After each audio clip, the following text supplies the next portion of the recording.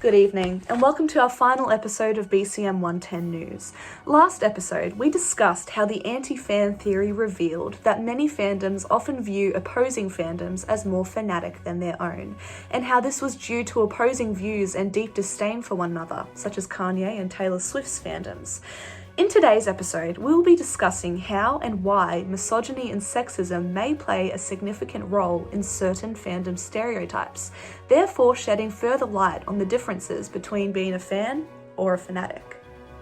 Work published by Tara Fugue claims that women continue to be named and judged as fans on the basis of a narrow and restrictive perspective in which their fandom is presumed to be rooted in sexual attraction, immaturity, and emulation.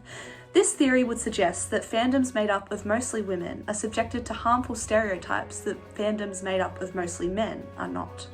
Work from Jenkins further supports this idea, as he suggests that female fans are often categorized as obsessive and possessive, simply due to the fact that they are a woman. Interestingly, these kinds of stereotypes are often associated with people labelled as fanatic, therefore begging the question, is the main difference between being a fan and a fanatic simply gender? To explore this issue, let's look at Taylor Swift's fandom, predominantly female, and the NFL fandom, predominantly male, to see if this theory is relevant to modern fandoms.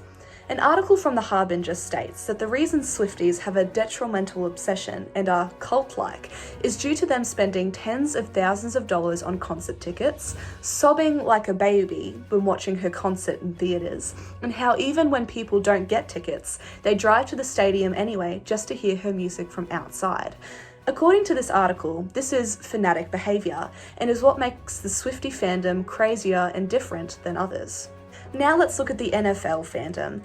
America's National Football League sells tickets for an average of $150. However, Super Bowl tickets sell for a minimum of $8,000.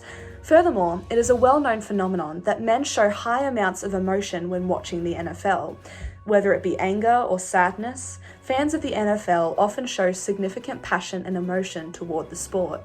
Lastly, it is also part of the NFL's culture to drive long distances to football stadiums just to watch the game on their device while sitting outside of the stadium. When comparing these two fandoms, it's made clear that there is little difference between the two of them, yet one is labelled as fanatic and the other is just a group of fans.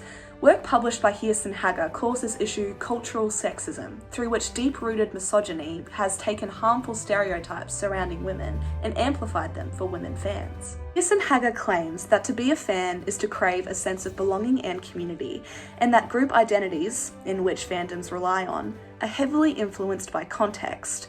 When the context of women fans are consistently surrounded by harmful stereotypes, identifying as a female fan may, therefore, always mean being perceived as fanatic. So, what's the difference between a fan and a fanatic?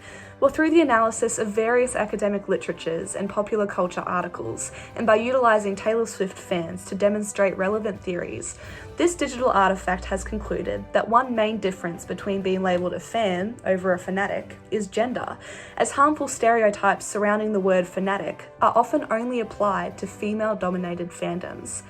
Thank you for joining us, and we'll see you next time on BCM 110 News.